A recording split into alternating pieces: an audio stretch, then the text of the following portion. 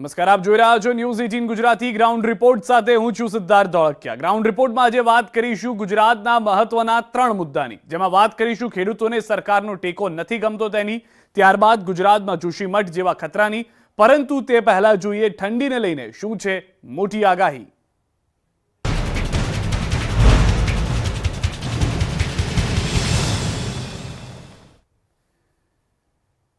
છેલ્લા ઘણા દિવસથી ઠંડા પવનો અને હાડ થીજવતી ઠંડીએ ગુજરાતની તાબડતોડ રફતાર પર જાણે કે બ્રેક મારી દીધી હોય તેમ કાતિલ ઠંડી પડી રહી છે। ઉત્તરાયણ પૂરી થયા બાદ પણ રાજ્યમાં હાડ થીજવતી ઠંડીએ લોકોને રીતસરના થીજાવી નાખ્યા છે। હજી પણ કાતિલ ઠંડી ગુજરાતનો પીછો છોડવાની નથી। હવામાન વિભાગે આગાહી કરી છે કે રાજ્યમાં ઠંડીનું જોર રહેશે। ત્યારે જુઓ આ અહેવાલમાં આગામી દિવસોમાં કેવી રહેશે ઠંડી।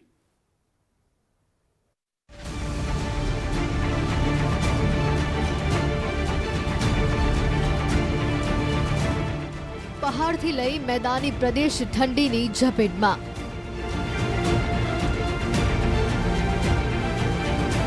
કાશ્મીર ટુ કંડલા શીત લહેરનો કહેર। ઠંડુગાર થયું સમગ્ર ગુજરાત।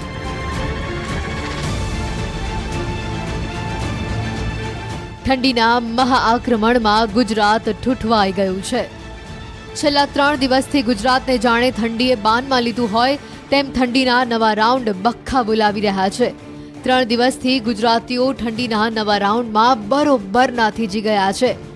હાલમાં એ કહેવામાં પણ અતિશયોક્તિ નથી કે ગુજરાતમાં શીત લહેર નહીં, શીત કહેર જોવા મળી રહ્યું છે। રાજ્યના 9 થી 10 શહેરનું તાપમાન 10 ડિગ્રી કરતાં પણ ઓછું નોંધાતા કાતિલ ઠંડીમાં ગુજરાતીઓ ઠૂઠવાઈ ગયા છે।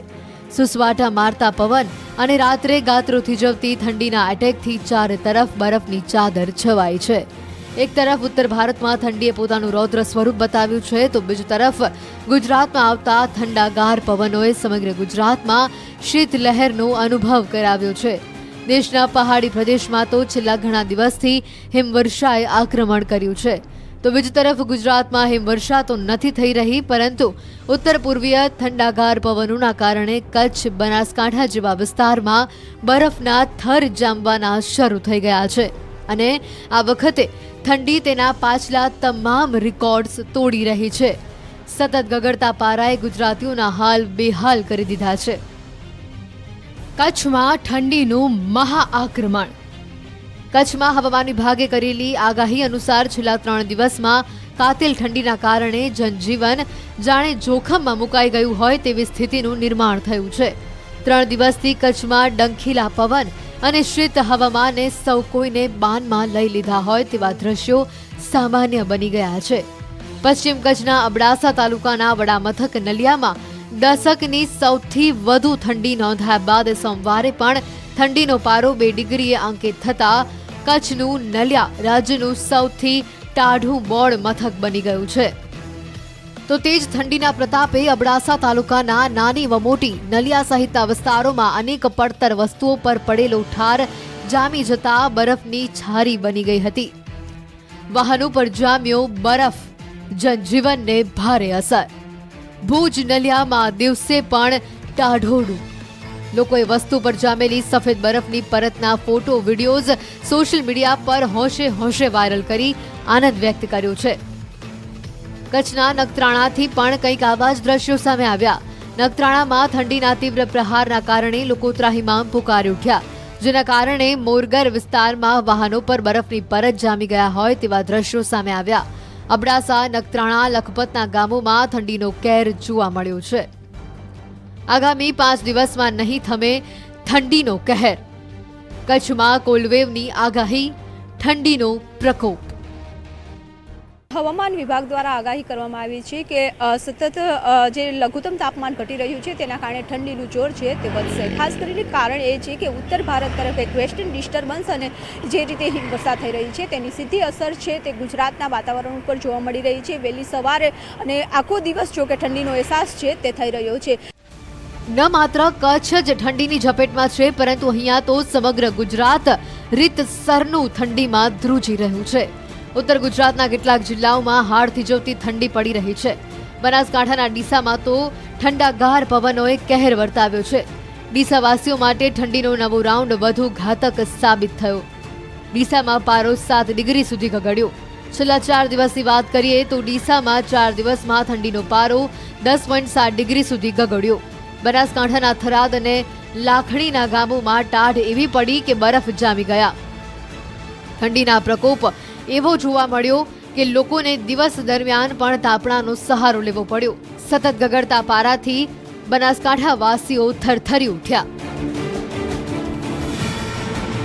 બનાસકાંઠા જિલ્લામાં વહેલી સવારે શાળાએ જતા બાળકો પણ સતત પડી રહેલી ઠંડીના કારણે રીતસરના ઠૂંઠવાઈ રહ્યા છે. સતત બીજા દિવસે પણ વિવિધ સ્થળો પર બરફ જામ્યા હોવાના વિડીયો સામે આવ્યા. દુધવા, ડેલનકોટ, સુઈગામમાં બરફની પરત જામી. સુઈગામના લીંબોડી ગામે ખેતરોમાં બરફ જામ્યો હોવાના વિડીયોઝ પણ સામે આવ્યા. કાતિલ ઠંડીથી ખેડૂતોને પાક નુકસાનીની છે ભીતિ. ઠંડીના નવા રાઉન્ડમાં સૌરાષ્ટ્રભરમાં રેકોર્ડ બ્રેક ઠંડી. જીરું, વરિયાળી, રાયડાના પાકને નુકસાનીની ભીતિ. રાયડા, દિવેલાના પાકો પર પણ બરફની પરત જામી. પાટણ જિલ્લામાં પણ ઠંડીનો કહેર અનુભવાયો. છેલ્લા 2 દિવસમાં એકાએક તાપમાનનો પારો 2 દિવસમાં જિલ્લામાં 3.7 ડિગ્રી ગગડી જતા પાટણવાસીઓ ત્રાહિમામ પુકારી ઉઠ્યા. સવારના 10 વાગ્યા સુધી પાટણવાસીઓ ધાબળામાંથી બહાર નીકળવાનું નામ નથી લઈ રહ્યા.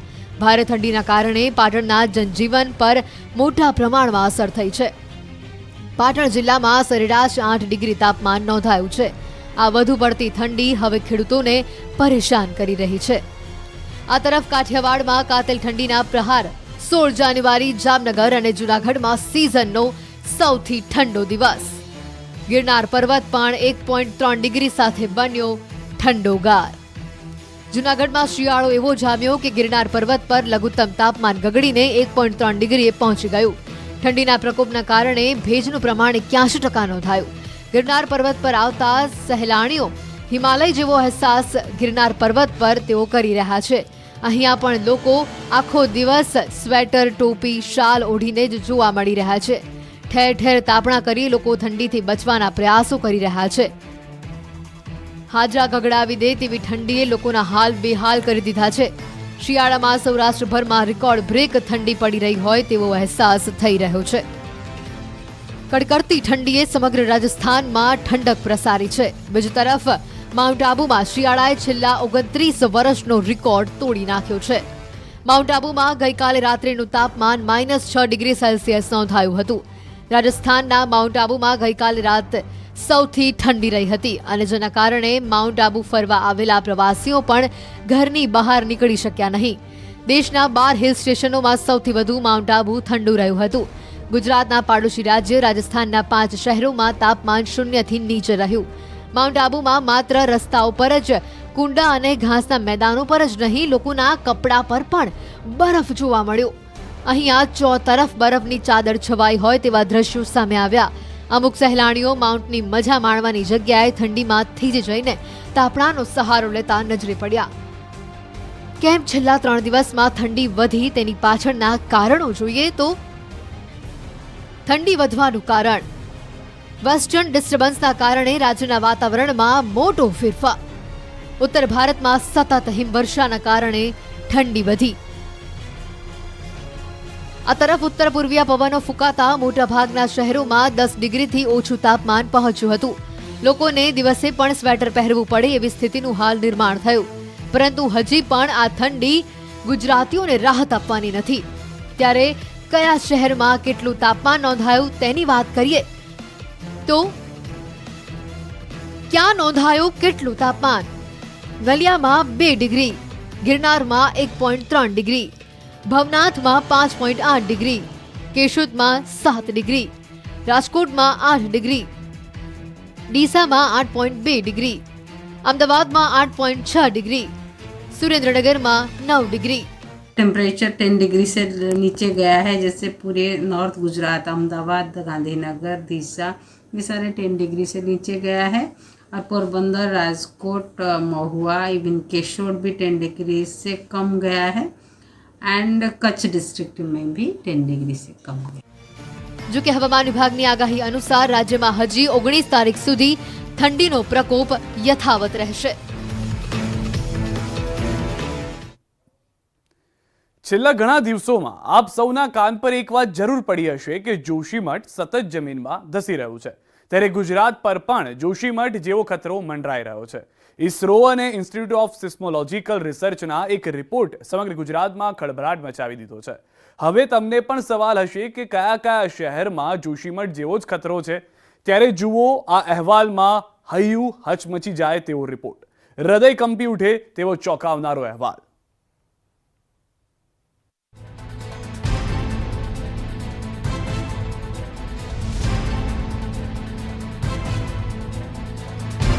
ગુજરાતના દરિયાકાંઠા વિસ્તાર પર તોળાતું સંકટ. કમસે કમ 15 વર્ષ થઈ ગયા આ મકાનનું બે લાઈન વહી ગઈ અમારી. 110 કિલોમીટર દરિયા કિનારાનું ધોવાણ. 300 થી 400 મીટર સુધી આગો હતો, હવે નજીકમાં હા વહી આવી. અમદાવાદ ગાંધીનગર જમીનમાં સમાઈ જશે. 200 થી 250 ફૂટ દરિયો દૂર હતો, અત્યારે હાવ નજીકમાં આવી ગયો. જ્યારે જ્યારે માણસ કુદરત વિરોધી કામ કરે છે ત્યારે ત્યારે કુદરત સામે તેટલું જ ખરાબ પણ કરે છે. પહાડો પર સ્થિત જોશીમઠ, નૈનીતાલ, શિમલા, ચંપાવત અથવા ઉત્તરકાશી જ નહીં પરંતુ ગુજરાતના દરિયા કિનારે વસેલા શહેરો પણ ડૂબી શકે છે. છેલ્લા ઘણા દિવસથી આવા રિપોર્ટ અંગે સમાચાર માધ્યમોમાં અનેક ચર્ચાએ જોર પકડ્યું છે. એ રિપોર્ટ અનુસાર ગુજરાતભરમાં, જેમાં અમદાવાદ સહિત ગુજરાતના અનેક દરિયાકાંઠાના વિસ્તારો દરિયાઈ ધોવાણના કારણે ડૂબી જશે તેવું જણાવવામાં આવ્યું છે.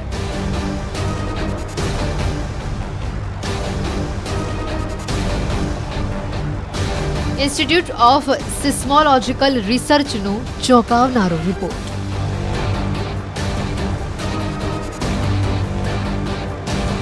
ગુજરાતના દરિયાકાંઠાના ગામો પર જોશીમઠ જેવો સંકટ.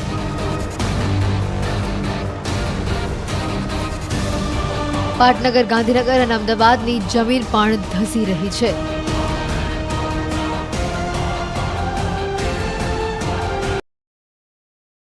દર વર્ષે 1 થી 2.5 સેન્ટીમીટર જમીન ધસી રહી છે.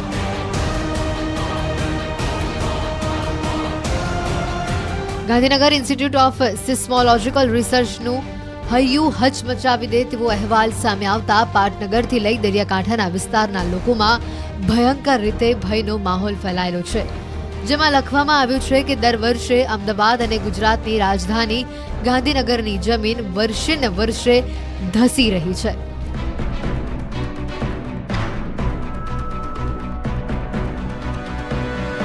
અમદાવાદની જમીન ધસવાની ઘટનાને ધ્યાનમાં રાખી 1969ની જો વાત કરીએ તો અમદાવાદ જિલ્લાના માંડવીપુરા ગામના 8000 ગ્રામજનો અને ભાવનગર જિલ્લાના ગુંદાળા ગામના 800 લોકોને વિસ્થાપિત થવું પડ્યું હતું, કારણ કે તેની ખેતીની જમીન અને ગામનો ભાગ દરિયામાં ડૂબી ગયો હતો.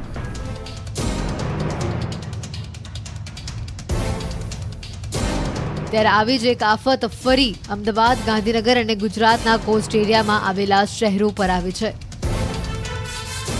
अहमदाबाद में लगभग देखा गया है कि 1965 से 1990 के बीच में उसका रेट 2 मीटर पर ईयर था. 2 मीटर पर ईयर नीचे गया वो एवरेज.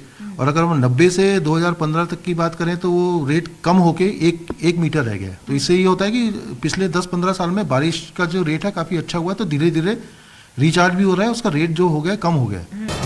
અમદાવાદનો બોપલ અને વટવા વિસ્તારમાં રેડ એલર્ટ.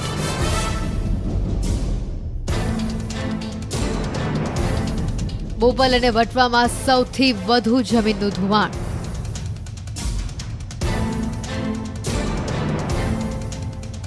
ભૂગર્ભ જળ ઘટવાથી જમીન દર વર્ષે ધસી રહી છે. જોશીમઠનું અસ્તિત્વ છે કે નહીં તે અંગે સવાલ વચ્ચે ગુજરાતની આર્થિક રાજધાની અને ગુજરાતની રાજધાની બંને સંકટમાં છે. ગુજરાતની આર્થિક રાજધાની અમદાવાદ અને અમદાવાદની કેટલીક જગ્યાઓ છે તે 1 થી 2.5 સેન્ટીમીટર સુધી નીચે જઈ રહી છે. અમદાવાદના વટવા વિસ્તારની વાત કરો કે અમદાવાદના બોપલ વિસ્તારની, અમદાવાદના બોપલ અને વટવા વિસ્તારમાં સૌથી વધારે જમીનનું ધોવાણ થયું હોવાનો અહેવાલ પ્રાપ્ત થયો છે. જોશીમઠ સંકટની વચ્ચે ગુજરાતમાં અમદાવાદ અને ગાંધીનગર પૂરતું જ નહીં પરંતુ ગુજરાતના કોસ્ટલ એરિયા પર પણ મોટું સંકટ આવી રહ્યું છે. ગુજરાતના દરિયા કિનારાના વિસ્તારને લઈને ઇસરોના અભ્યાસમાં ચોંકાવનારા તથ્યો સામે આવ્યા છે. ઇસરોના સ્પેસ એપ્લિકેશન સેન્ટરે એક રિપોર્ટ જાહેર કર્યો હતો જેમાં ગુજરાતનો 1052 કિલોમીટર લાંબો દરિયાકાંઠો યથાવત છે અને 110 કિલોમીટરનો દરિયાકાંઠો કપાઈ રહ્યો છે તેમજ 49 કિલોમીટરના તટ પર સૌથી વધુ ઝડપી કાપ આવી રહ્યું છે જેમાં 16 દરિયાકાંઠાના જિલ્લાઓમાંથી 10 જિલ્લામાં ધોવાણ થઈ રહ્યું છે. સમુદ્રનું વધતું સ્તર જળવાયુ પરિવર્તન થવાના મુખ્ય કારણો છે.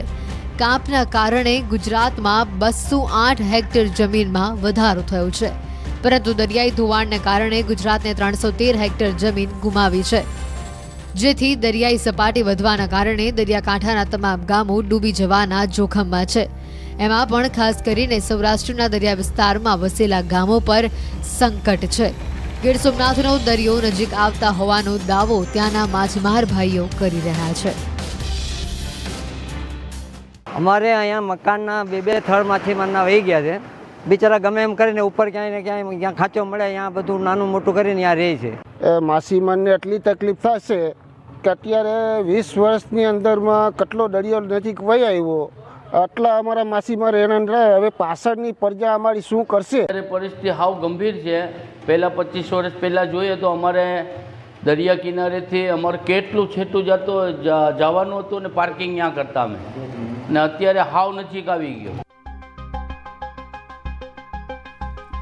માછીમારોના મતે સોમનાથનો દરિયો ખૂબ જ નજીક આવી ગયો છે. પહેલા તે 400 મીટર જેટલો માછીમારોના ઘરથી દૂર હતો પરંતુ હવે તે 100 મીટર માછીમારોના ઘરથી દૂર છે. માત્ર ગીર સોમનાથ જ નહીં જામનગર, ભરૂચ અને વલસાડ અને કચ્છના દરિયાઈ વિસ્તારમાં પણ વધુ ધોવાણ થઈ રહ્યું હોવાની વાત ચર્ચાઈ રહી છે. તેનું કારણ છે કે ખંભાતના અખાતની દરિયાઈ સપાટીના તાપમાનમાં 1.50 ડિગ્રી સેલ્સિયસનો વધારો થયો છે. સૌરાષ્ટ્રના દરિયાકાંઠે 1 ડિગ્રી અને કચ્છના અખાતમાં 0.75 ડિગ્રી સેલ્સિયસ તાપમાનનો પારો વધ્યો છે. તાપમાનમાં આટલો વધારો છેલ્લા 160 વર્ષમાં થયો છે. ગુજરાતના ભૌગોલિક ઇતિહાસની એક સ્ટડી કરવામાં આવી હતી જેમાં 42 વર્ષના ભૌગોલિક ઇતિહાસનો અભ્યાસ કરવામાં આવ્યો હતો. જેમાં જાણવા મળ્યું હતું કે કચ્છ જિલ્લામાં સૌથી વધારે દરિયાઈ જમીનનું ધોવાણ થઈ રહ્યું છે. વાત કરવામાં આવે તો સૌથી વધુ એટલે કે 45.9% જેટલું જમીનનું ધોવાણ કચ્છમાં થયું છે જેથી ગુજરાતને 4 રિસ્ક ઝોનમાં વિભાજિત કરવામાં આવ્યું છે. દરિયાકાંઠાનો 785 કિલોમીટર વિસ્તાર ઉચ્ચ જોખમવાળા ક્ષેત્રમાં અને 934 કિલોમીટર વિસ્તાર ઓછા જોખમની શ્રેણીમાં. આ વિસ્તાર એવા છે જ્યાં દરિયાનું પાણીનું સ્તર ઝડપભેર વધી રહ્યું છે.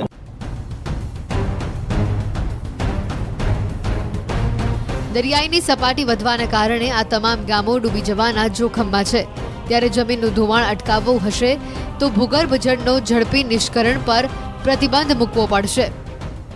લોકોએ પીવાના પાણીની અલગ વ્યવસ્થા કરવી પડશે. તમને જણાવી દઈએ કે દર વર્ષે 12 થી 25 મિલીમીટર અમદાવાદ અને ગાંધીનગર ધસી રહ્યું છે જેથી હવે સાવચેત રહેવાની જરૂર છે. हमारे पास एक परमानेंट जीपीएस नेटवर्क है जिसमें से हम वर्टिकल और हॉरिजॉन्टल डिफॉर्मेशन मेजर करते हैं. तो हमें पाया गया जैसे अहमदाबाद गांधीनगर में यहाँ थोड़ा वर्टिकल डिफॉर्मेशन रेट थोड़ा ज़्यादा है. तो अभी कुछ सालों में क्या है, लॉट ऑफ इंडस्ट्रियल एक्टिविटी है, आपका इंफ्रास्ट्रक्चर डेवलपमेंट है, तो एक्सट्रैक्शन रेट जो थोड़ा ज़्यादा होने की वजह से क्या है कि ये ग्राउंड वाटर जैसे जैसे डाउन जाएगा तो जनरली क्या होता है कि ऊपर की जो ज़मीन होती है वो सेचुरेशन, वाटर सेचुरेशन से कम हो जाएगी. જમીન ધસવાનું મુખ્ય કારણ જમીનમાંથી કાઢવામાં આવતું પાણી જ છે જેથી કેટલાક નિષ્ણાતોએ બોર પર પ્રતિબંધ લગાવવાની પણ ભલામણ કરી છે. સાથે જ એવી જગ્યા પર ઔદ્યોગિક પ્રવૃત્તિઓ ઓછી કરવી જોઈએ જ્યાં ભૂગર્ભ જળનું સ્તર પહેલાથી જ ઓછું હોય.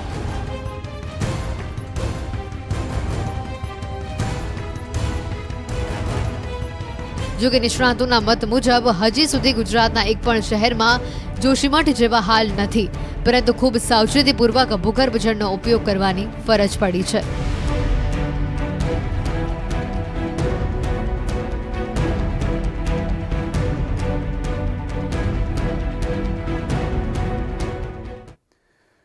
ટેકાના ભાવથી ખેડૂતોનો મોહભંગ। જી હા, સરકાર ભલે દાવા કરે છે કે ખેડૂતોને નુકસાન ન જાય તેવા ટેકાના ભાવથી મગફળીની ખરીદી કરાઈ રહી છે, પણ આજે અમે ગુજરાતને એવા માર્કેટ યાર્ડ બતાવીશું જે ખેડૂતે અને જણસી વગર સૂના ભાસી રહ્યા છે, જેનું કારણ છે ભાવ। જી હા, સરકારી ભાવમાં કંઈ મળતું ન હોવાથી ખેડૂતો ખુલ્લા બજારમાં મગફળી વેચી નફો રળી રહ્યા છે। આ ઉપરાંત એ જાણવું પણ જરૂરી છે કે શું ખેડૂતોએ ખુલ્લા બજારમાં જવું પડે છે।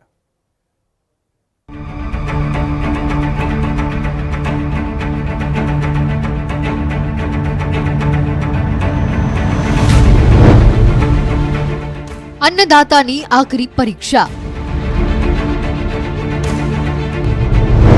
मगफळीए बगाड्यो खेल।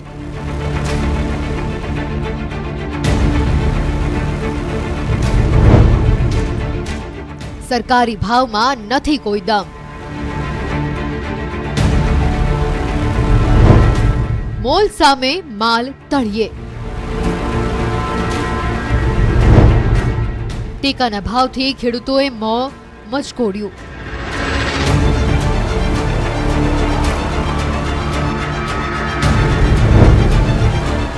ખુલ્લા બજારમાં મગફળી વેચવા મજબૂરતા।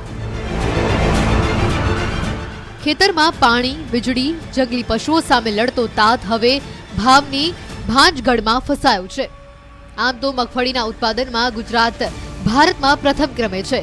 ગુજરાતમાં મગફળીનું ઉત્પાદન જૂનાગઢ, ગીર સોમનાથ, અમરેલી, રાજકોટ, ભાવનગર વગેરે જિલ્લામાં સારું થાય છે, પણ જ્યારે ભાવની વાત આવે ત્યારે ખેડૂતોએ ખુલ્લા બજાર તરફ દોટ મૂકવી પડે છે, કારણ કે સરકારની ટેકાના ભાવ પોસાય તેમ જ નથી।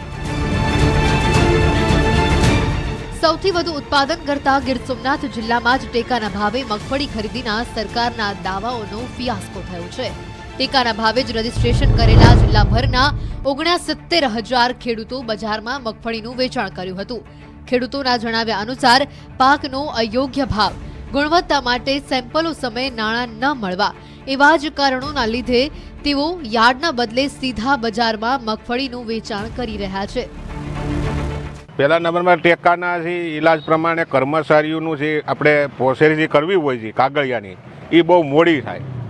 પછી દેવા જાય ખેડૂત ત્યારે પેમેન્ટમાં વાંધા, 2 મહિના સુધી રિજેક્ટ થાય કે આમાં આટલો ભેજ છે, આમાં આવું છે, બધું એવા બધી કંગાળ રીતે થાય એટલે ખેડૂત થોડાક નાસીપાસ છે ને થાકી જાય પોતે, ને પેમેન્ટમાં મોડું થાય ને ટાઈમે એના પૈસા જે છે એ વેપારી છે તરત રોકડા ચૂકવે છે, જ્યારે ટેકાના ભાવમાં સરકાર તરફથી ચેક આપે અને એ ચેક પણ 1 મહિને દિવસે પૈસા મળે, એમાં પણ કંઈક ફોલ્ટ હોય ને ટલે ચડી જાય તો 3-4 મહિના પર નીકળી જાય છે। એનાથી ખેડૂતો થાકી ગયા છે। એક મણ મગફળીનો ટેકાનો ભાવ 1150। ખુલ્લા બજારમાં 1300 થી 1500 સુધી ભાવ। 200 થી 500 સુધી મગફળીમાં નફો। ગત ચોમાસુ સિઝન દરમિયાન સરકારે પ્રતિ 20 કિલો મગફળીના ટેકાના ભાવે ખરીદી માટે 1150 રૂપિયા અંતિમ ભાવ નક્કી કર્યા હતા, ત્યારે મગફળીની શરૂઆત થતાં જ ખુલ્લા બજારમાં સારી અને ગુણવત્તાયુક્ત મગફળીના 1300 થી લઈને 1500 સુધી બજાર ભાવ ખેડૂતોને પ્રાપ્ત થયા। સરકારી અને ખુલ્લા બજાર ભાવમાં મણ દીઠ 200 થી 500 રૂપિયાનો ફરક હોય છે। 1 વીઘા મગફળીના ઉત્પાદન પાછળ 15 થી 17,000નો ખર્ચ થાય છે, જેની સામે સરકાર માત્ર 21,000 ભાવ આપે છે, જ્યારે બજારમાં ખેડૂતોને 28,000 સુધી ભાવ મળે છે।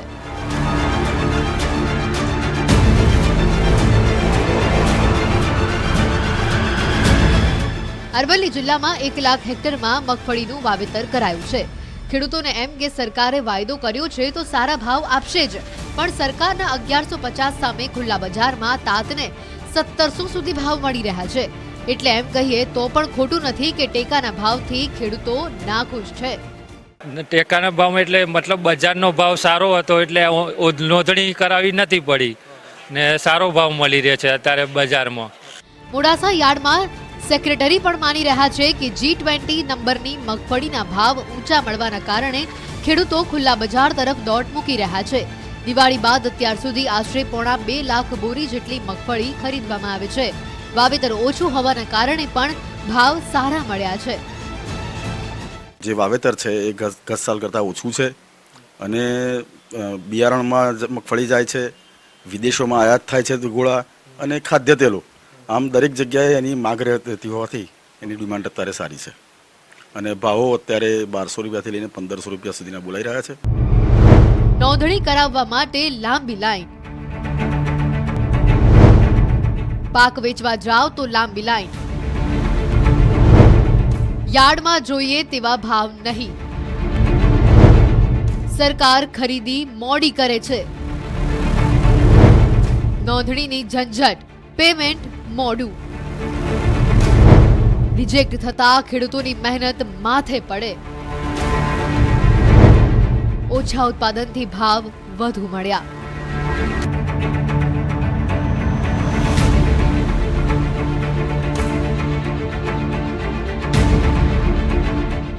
જામનગરના ખેડૂતો પણ કંઈક આવી જ મુશ્કેલીઓનો સામનો કરતા નજરે પડ્યા. જામનગરના ખેડૂતોના પણ સરકાર દ્વારા અપાતા મગફળીના ટેકાના ભાવથી સંતોષ નથી. જો ધરતીપુત્ર ટેકાના ભાવે મગફળી વેચી દે તો વાવણીથી લઈને લણણી સુધી સમગ્ર પ્રક્રિયા દરમિયાન કરેલો ખર્ચ પણ નીકળતો નથી. ખેડૂતોને ટેકાના ભાવ પોષાતા નથી તો બીજી તરફ જગતના તાત પર પડ્યા પર પાટા સમાન જેવી પરિસ્થિતિ છે. મગફળીમાં રોગ લાગી રહ્યો છે. એટલે ખેડૂતોને ટેકાના ભાવમાં મગફળી આપવી પોસાતી નથી, કારણ કે બિયારણના ભાવ વધી ગયા, પછી આપણે ખાતરના ભાવ વધી ગયા, એની સામે મજૂરી વધી ગઈ છે અને ખેતીમાં અત્યારે મૂંડાનો ઉપદ્રવ એટલો બધો છે તો મોટાભાગના ખેડૂતોને ઉત્પાદન પણ નથી આવતું. જામનગર જિલ્લાનું કાલાવડ તાલુકાનું બાંગા ગામ છે, તો ટેકાના ભાવ અત્યારે થોડાક ઓછા છે, તો એના માટે એના કરતાં ઓલા ભાવ વધારે છે, તો ખેડૂતો અત્યારે ટેકા કરતાં ઓમાં મગફળી વધારે વેચવાનું પસંદ કરે છે. જામનગરમાં મગફળીનું મબલક ઉત્પાદન થયું છે. ચોમાસું સારું રહેતા ખેડૂતોએ હોંશે હોંશે મગફળી વાવી, પણ હાલ સરકાર જે ભાવ આપી રહી છે તે ખેડૂતોને પોસાય તેમ નથી, જેથી કરીને તે કહેવામાં અતિશોક્તિ નથી કે જગતના તાતે મગફળીના ટેકાના ભાવને રિજેક્ટ કર્યા છે. કે ભાઈ મને ખુલ્લી બજારમાં મને પૂરેપૂરા ભાવ મળતા હોય તો સવારથી સાંજ સુધી ટેકાના ભાવમાં લાઈનમાં ઊભું રહેવું પડે અને પૂરેપૂરો જોખમાં પણ તોલમાં પણ પૂરેપૂરો નથી ટેકો થતો અને ભાવમાં પણ નથી મેળવતો. બરાબર, અમુક વસ્તુ ઉતારો પણ નથી બેસતો, તો હું શું કામ ખુલ્લી બજારમાં ના વેચું એમ. 1 વીઘા મગફળીના ઉત્પાદનમાં 15 થી 17 હજારનો ખર્ચ. 1 વીઘા મગફળીના સરકાર માત્ર 21,000 રૂપિયા આપે.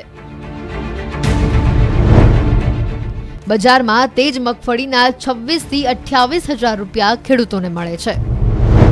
મગફળીના ટેકાના ભાવને લઈને સૌરાષ્ટ્રના ખેડૂતો મોટા પ્રમાણમાં પરેશાન થઈ રહ્યું છે, જેમાં રાજકોટ જિલ્લાના ધોરાજીમાં પણ સરકારના ટેકાના ભાવે મગફળી લેવાની જાહેરાત તો કરી, પણ ભાવ ઓછા મળતા ખેડૂતોએ મગફળી બજારમાં વેચી નાખી છે અને સરકારી યોજનાનું ફિયાસ્કો થયું છે. સરકારે ટેકાના ભાવ ઓછા જાહેર કરતા ખેડૂતોમાં રોષ ભરાયો છે. યાર્ડમાં મગફળી વેચવા જ ન આવ્યા ખેડૂતો અને બજારમાં જઈને મગફળી વેચી દીધી. ધોરાજીના ખેડૂતોએ મોટા પ્રમાણમાં ટેકાના ભાવે મગફળી વેચવા રજીસ્ટ્રેશન કરાવ્યું હતું, પરંતુ સરકારના ટેકાના ભાવ બહાર પડતા બજાર કરતા ઓછા ભાવ નીકળ્યા હતા. ત્યારે ખેડૂતો મગફળી આપવા જ નહોતા ગયા. ખેડૂતોનો આક્ષેપ છે કે મજૂરીથી લઈને ખાતર સુધીના ભાવ વધી ગયા, પરંતુ સરકારે ટેકાના ભાવમાં વધારો ન કર્યો. પણ સરકારે ગયા વખતે 1,050ની અંદર મગફળી ખરીદી કરેલી, આ વખતે ટેકાનો ભાવ 1,050 મગફળીનો કરે. અત્યારે ખેડૂતની અંદર ખાતર, બિયારણ, દવા, મજૂરી બધો ખર્ચ વધારે થઈ ગયો. તો સરકારને મારી એટલી રજૂઆત છે કે ટેકાના ભાવની અંદર દર વર્ષે ટેકાનો ભાવ વધારે તો ખેડૂતની અંદર મગફળી સરકારની અંદર નાખે. અત્યારે ઓપન બજારની અંદર વેપારી ખેડૂતને 1200 થી 1300 રૂપિયા મણના દે અને સરકારનો ભાવ 1,050 રૂપિયા ભાવ છે, તો ખેડૂત સરકારમાં મગફળી આપતું નથી અને ઓપન બજારની અંદર આપે છે. ખુલ્લી બજારમાં ભાવ ઊંચા મળે છે એટલે અમે ખુલ્લી બજારે વેચી છે, ટેકાના ભાવ ઓછા છે. ખેડૂતોને સાંભળ્યા પછી એક વાત તો ચોક્કસ નક્કી છે કે ટેકાના ભાવથી ખેડૂતોનો મોહ ભંગ થયો છે. પહેલાના સમયની જો વાત કરીએ તો એક સમય એવો હતો જ્યારે સરકારના ટેકાના ભાવે મગફળી ખરીદીની ખેડૂતો રાહ જોતા હતા, પરંતુ હવે તો ગ્રાઉન્ડ રિપોર્ટમાં અત્યારે બસ આટલું. દેશ પ્રદેશની તમામ ખબરો માટે આપ જોડાયેલા રહો ન્યૂઝ 18 ગુજરાતી સાથે.